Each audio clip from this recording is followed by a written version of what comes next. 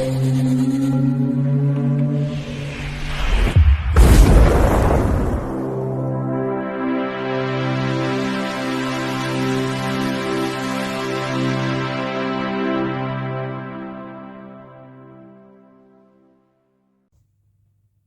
Bayek, it's me, Ian. Well, it's another edition of what I've watched. Um, there isn't as much this week. I don't know. Things have been a bit different this week. I don't know how it's happened, but there we are. Um, it's still well, still enough to talk about. So let's just get on with it. The first one is the Gorgon. Now, the Gorgon is from 1964, and it's a Hammer production. Yes, a Hammer production. The screenplay is by John Gillen and Anthony Nelson Keys. Anthony Nelson Keys, very important part of Hammer in terms of its development as a company, very much involved in production side, important figure. And then, of course, it's directed by, yes, Terence Fisher. Terence Fisher, I'm just amazed that he doesn't get even more recognition as a director. He just directed so many great films for Hammer. Yeah, there was two car crashes I know that he had, which affected his career quite a bit. But he's recognised. Steven Spielberg has even mentioned about Terence Fisher. The influence on other film directors is quite incredible. And what a great director he was. And here he is doing this film. Fantastic. So, this stars Peter Cushing and Christopher Lee. What a combination. It's interesting that in this role, Christopher Lee has this kind of wig on, and he's playing an older character, this professor, but yeah, there he is. And Peter Cushing is, this time he's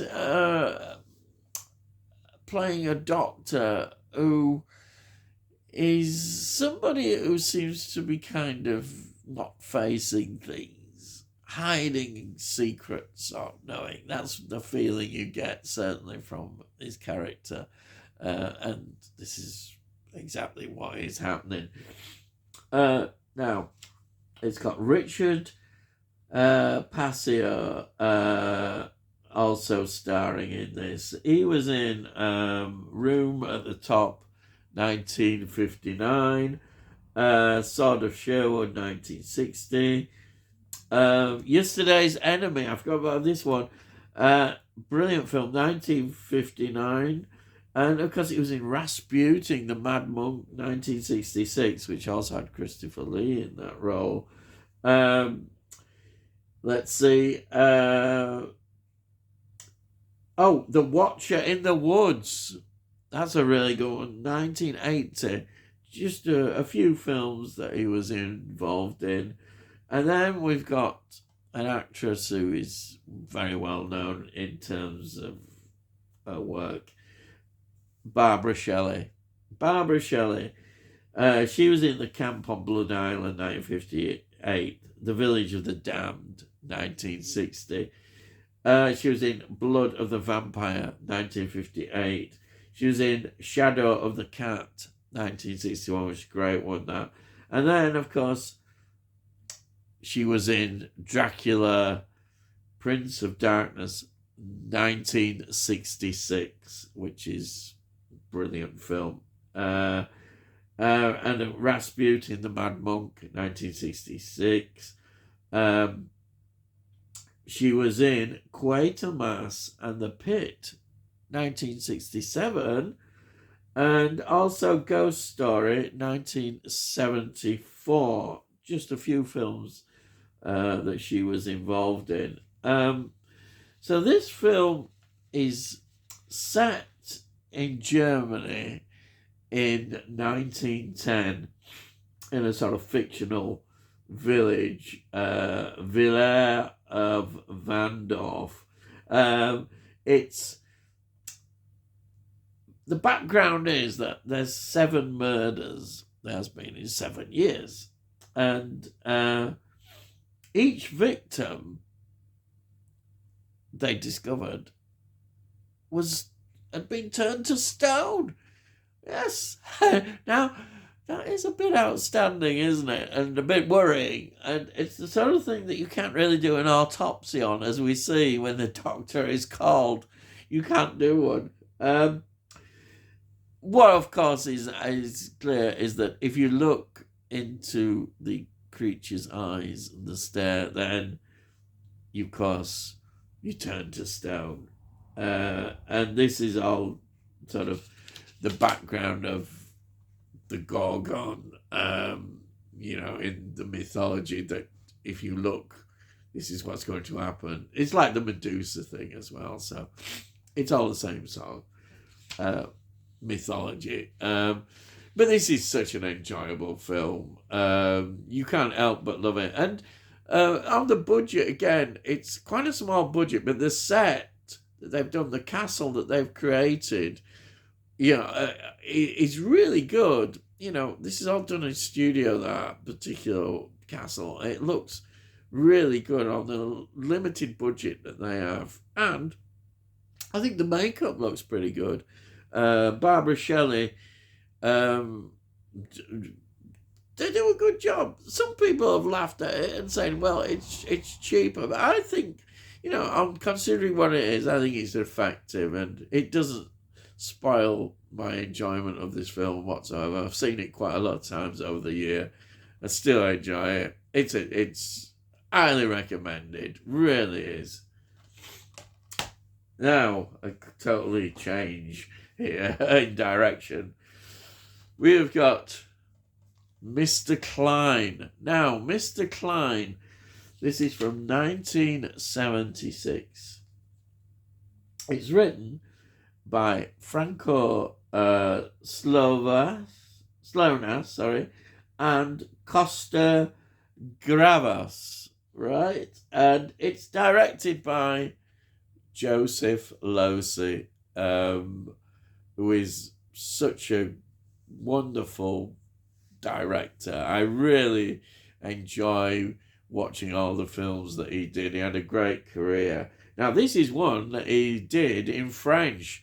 He was over in Europe. He was in England, and he was in France, continuing his film making, which all came about coming to Europe from the sort of McCarthy era, which a lot of filmmakers had to, get out if they wanted to continue to make films because of the witch hunt that was going on. Now, his films, Losey's films, where do you start? But I'll mention The Criminal, 1960, The Damned, 1962, and I think the one that he's sort of really brought him to attention was, of course, The Servant, 1963. King and Country as well, 1964, is brilliant. Secret Ceremony, 1968. And one of my all-time favourite films, love it, The Go-Between, 1971, with Julie Christie. Absolutely love that film.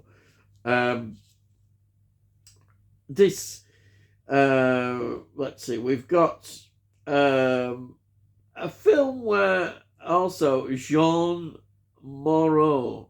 You see, I can't give that many of the cast because I don't know, but I have to mention Jeanne Moreau because she is really good. She is outstanding in this film, and it just adds to the atmosphere. This film is. I just love this film. It's a very serious film, I suppose you could say. It's all about identity. We get at the beginning the examination of this woman and then looking at all her body, and it's what the Nazis were using to identify Jewish people. So we get that right at the beginning of the film. And then we go to Mr. Klein, who has been basically buying works of art from Jewish people, making quite a bit of money out of all this, because they're desperate for the money that they need to escape and get out of their bad situation with the Nazis. But this is also in occupied France, and it's not a good time. And here he is making money, but he gets quite a shock because he discovers he's got this mail that comes, and it's connected about Jews, Jewish sort of mail, and information and what have you that he sees. And of course, he's quite disturbed by all this because there's another Mr. Klein, and that's what the film is about, him searching to find out this Mr. Klein. Who is this other Mr. Klein? Because he doesn't want to be associated. It's his worst nightmare that could happen, that he's going to be identified as Jewish, and he's trying to avoid all that. And the deeper he gets involved in this world, as he's searching, the more of a nightmare it becomes. It's like a Franz Kafka film. The story of the trial, it's like that in a way. It's a nightmare, and he can't do anything about it. It's totally brilliant, absolutely brilliant. And he is not, I think Delon is absolutely brilliant, Alain Delon. He plays this character so well, and he doesn't make him likable, which is great. That is the thing. He's a very cold character. You see that in the way he treats his girlfriends, the way his relationships are in his life. Very cold character. Though I think he does slightly change a little bit as it goes on. But in the end, it's inevitable, kind of, what he's fighting against. He can't stop. And things don't work out well, I'd say that. The ending is there, and you see it, and you think, oh, wow, this is it. But this is a great film. I absolutely loved it.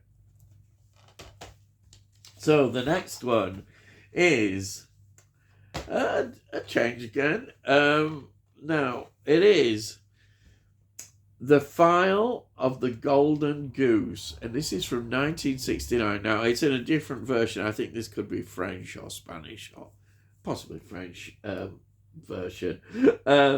Now, this is written by Robert E. Kent, and the screenplay is by John R. Higgins, and it's directed by Sam Wanamaker, who directed The Executioner, 1970, Cat Low, 1971, and I think a lot of people might know this one, Sinbad and the Eye of the Tiger, from 1977. And then it's a lot of involvement in terms of TV series and TV films. So that is where he ended up really involved in that side of TVs.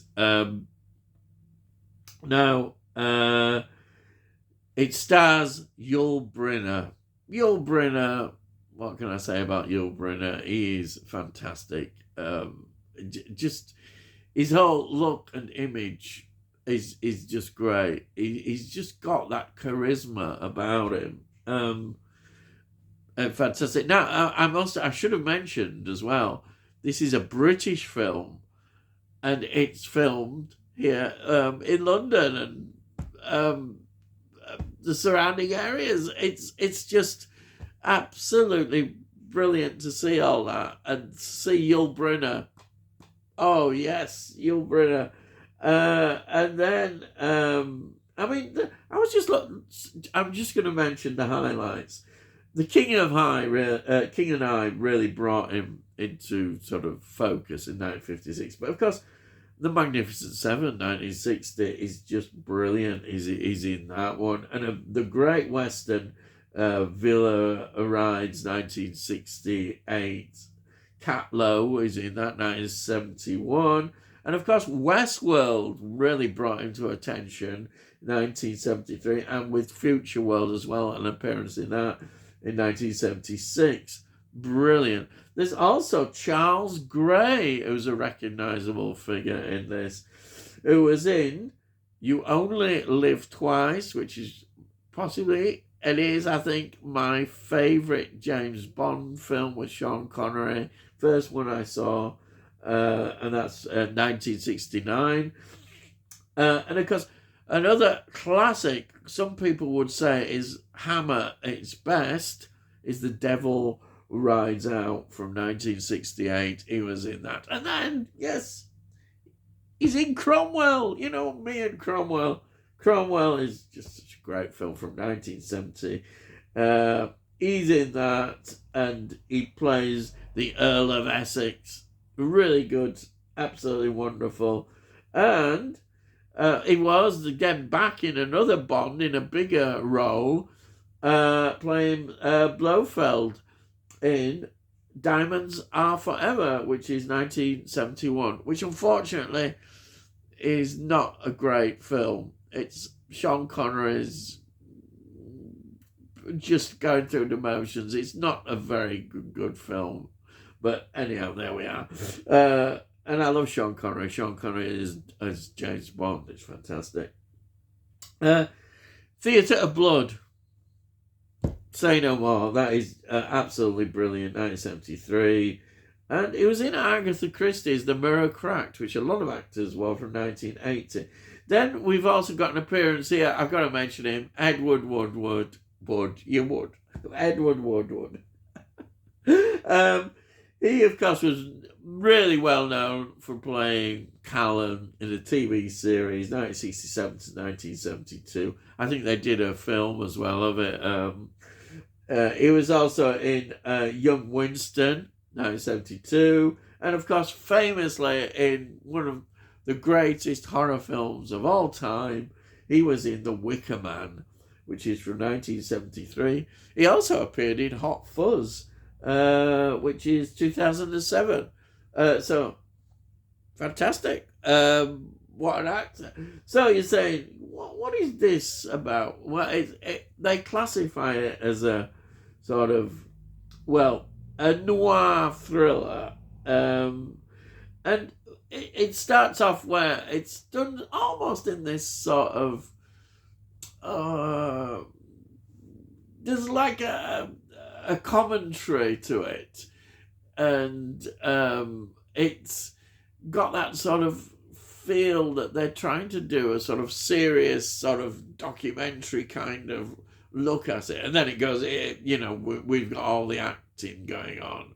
I'm not quite sure how to describe it, but it's got that feel to it anyhow, and it's all about these counterfeit $100 bills, which are going around the world, and it's seen as a threat, major threat on the markets and everything financial. And it all then ends up with this investigator called Pete Novak, and he is assigned to trying to sort all this out, and he ends up going to London, and which is fortunate for us.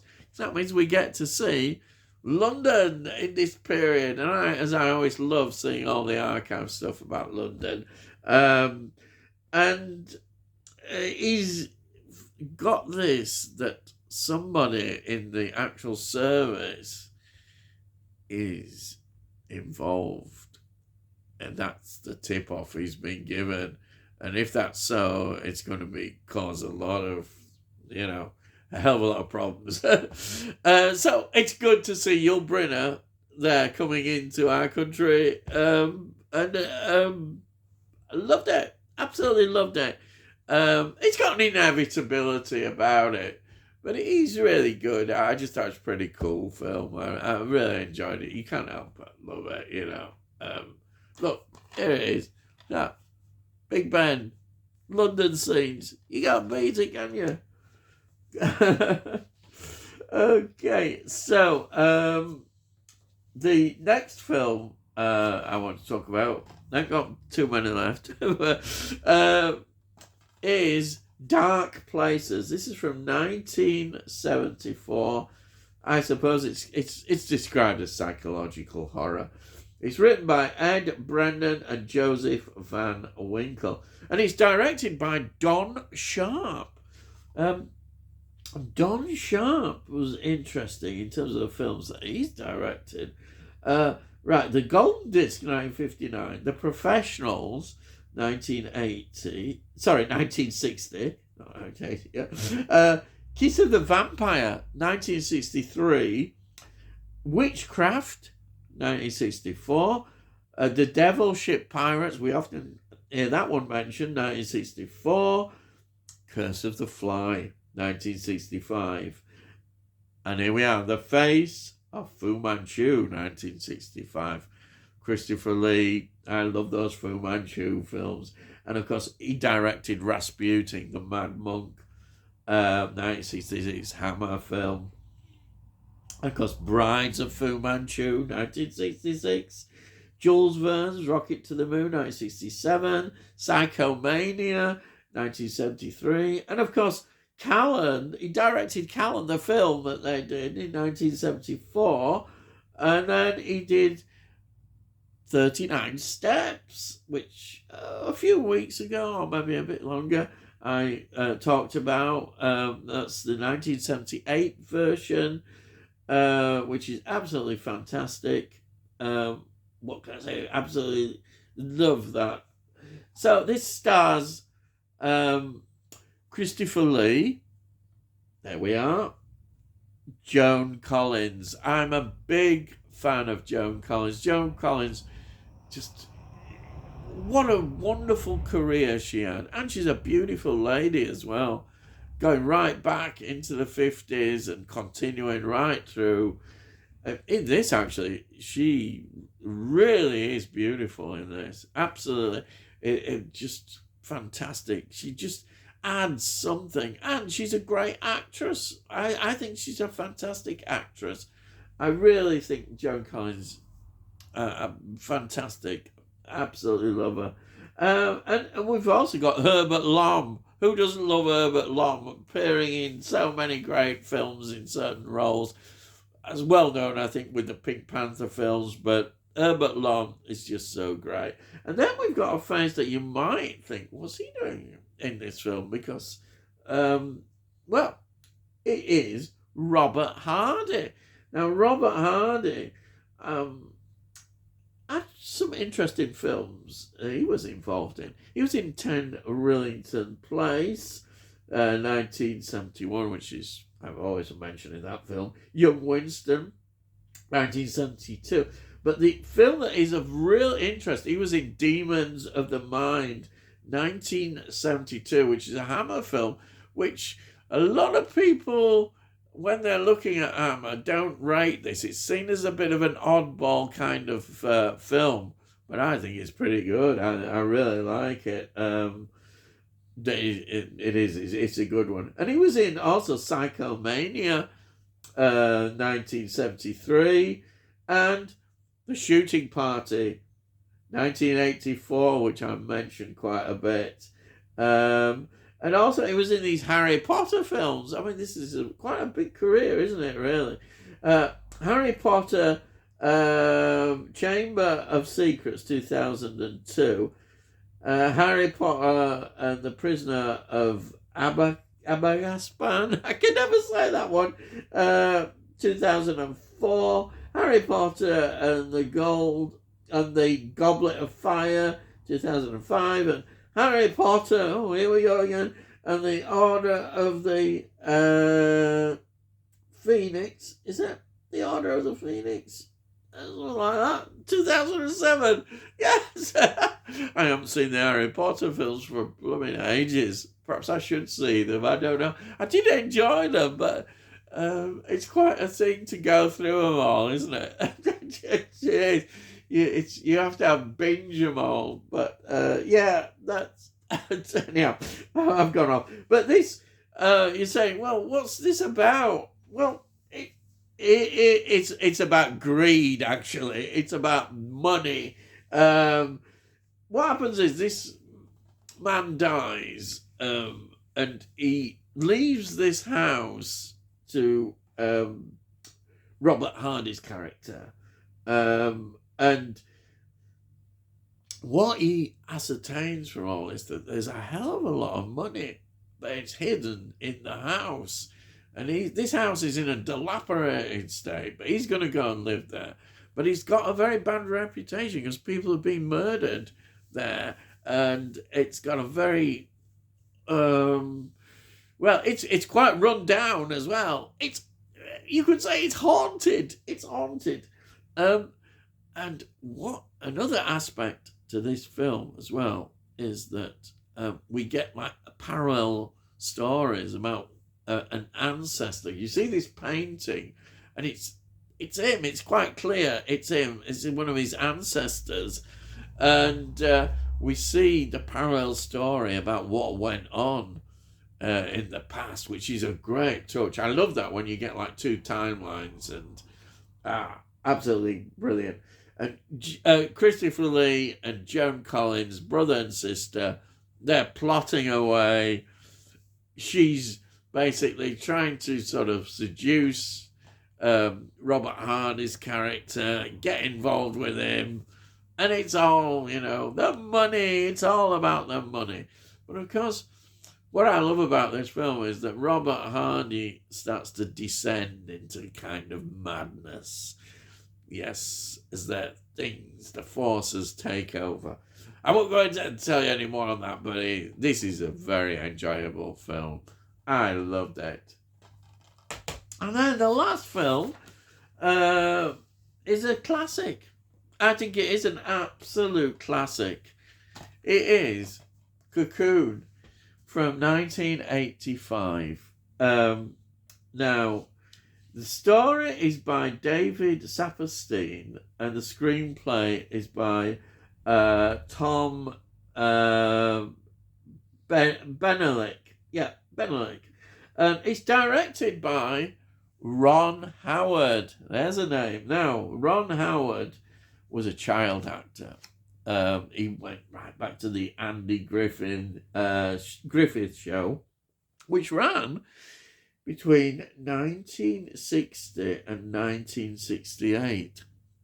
Also, he was so well known in terms of Happy Days, which I've never seen, but I know was extremely popular. The Fonz in it and all that stuff. That ran between 1974 and 1980.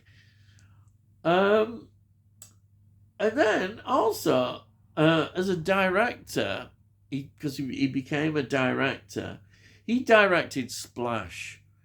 Splash. Oh, I love Splash. Absolutely brilliant. 1984. It directed Willow, 1988. Parenthood, 1989. Backdraft, 1991. These are all films that did well. Far and Away, 1992. Apollo 13. I mean, that is what a film. 1995. Ransom, Mel Gibson, 1996. Ed TV, a film that is very interesting, should be talked about more. 1999. A Beautiful Mind, 2001. The Da Vinci Code, 2006. Frost Nixon, 2008. All these are really highly thought of films. Angels and Demons, 2009.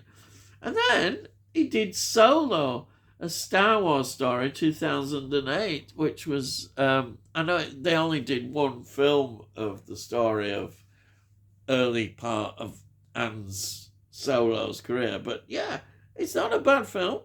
That's 2018, that was. So, what a director. I was a director. And then the cast. I think the cast is absolutely fantastic. I can't go through them all, but I'll go through some that stand out because we've got Don Ameche. Now he goes back to 1935, but he's really well known, I think. Well, I know him really. Trading Places. Who doesn't love Trading Places from 1983? He was in Harry and the Hendersons as well, 1987. And of course, he did Cocoon, The Return, 1988, so he came back. And then Karina, 1994, which I think was his last film. And then we had Wilford Brimley, who was in True Grit, 1969, China Syndrome, 1979, The Thing, crikey, yeah, he's in The Thing, 1982, which is brilliant, The Natural, 1984, and of course, Cocoon, The Return, 1988, did return, The Firm, 1992, and fantastic. They're just some of his films. And then we've got Brian Denny. What can I say about him? He's a very recognisable face.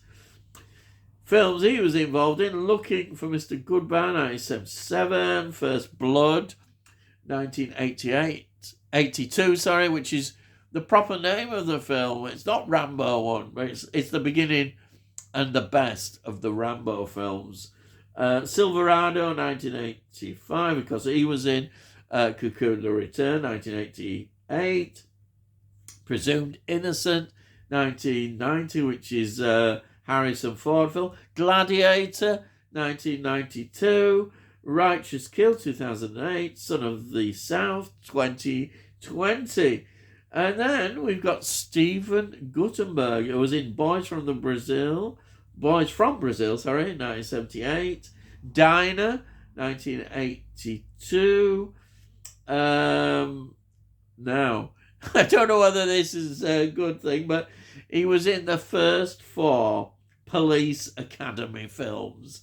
I'm not going through all their individual titles, but they were 1984, 1985, 1986, 1987, and I know there's loads of them. And then, of course, Cocoon, The Return, 1988. There he was in there. Highway to Hell, 2012. And Roe versus Wade, 2020. And then we've got a classic actress, Jessica Tandy, who, 1932, she started her career. The Indiscretions of Eve. That's a 1932 film. She was in Forever Amber, 1947. The Birds. Oh, yes, The Birds. Hitchcock's brilliant film, 1963. Love that. Bostonians, 1984. So these are much later ones.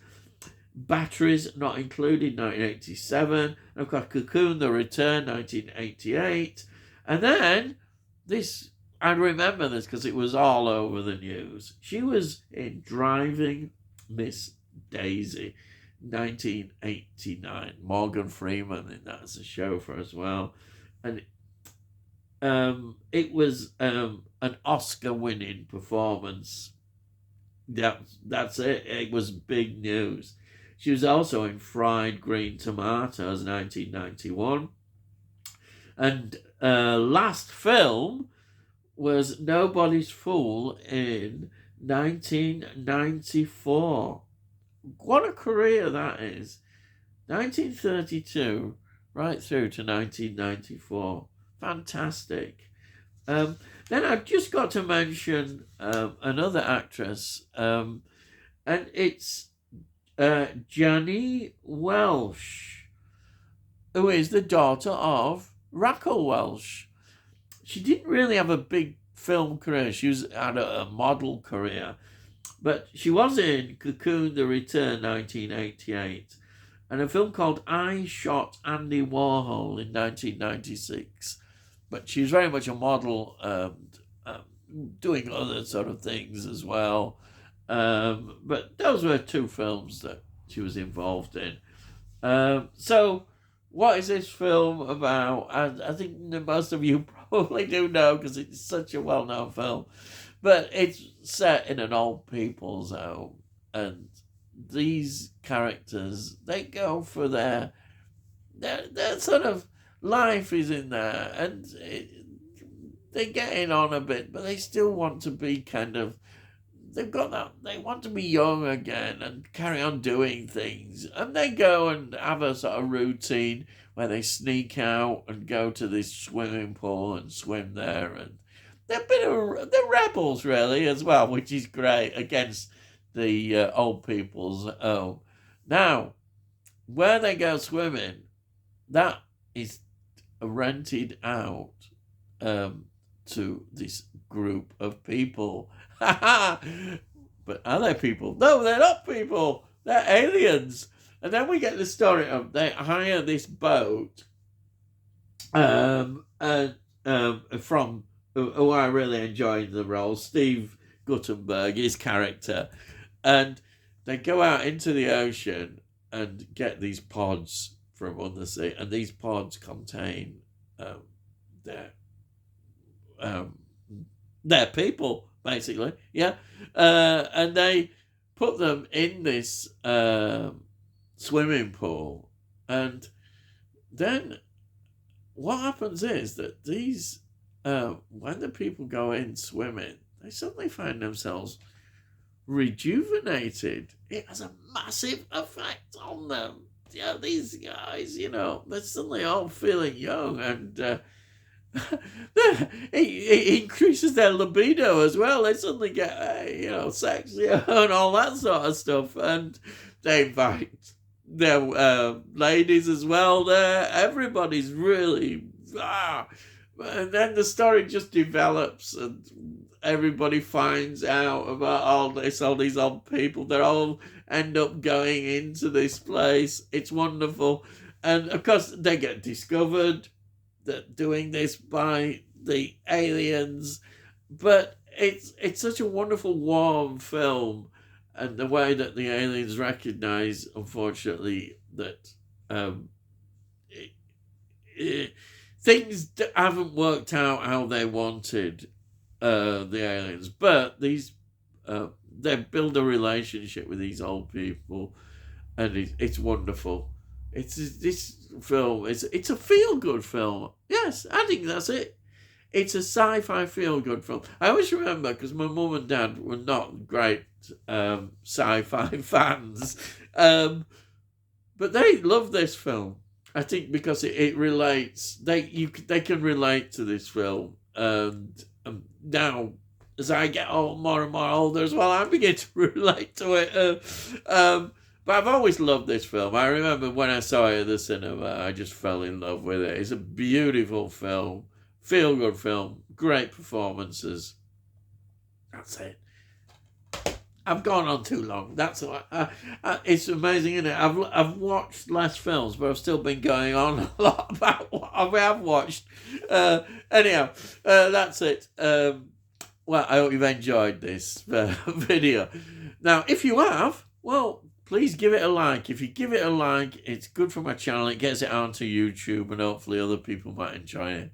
And if you have any comments, please put your comments down. I love to read your comments, and I'll always reply to them. And also, if you want to look at all the other things I've done, just look in the playlist. You'll see all the things that I do on my channel. And also, if you're new to this channel, why not consider subscribing? Because if you subscribe, we'll let you know when I put out the videos. Yes, that's it. I better stop now. So all I've got to say is, I'll see thee again.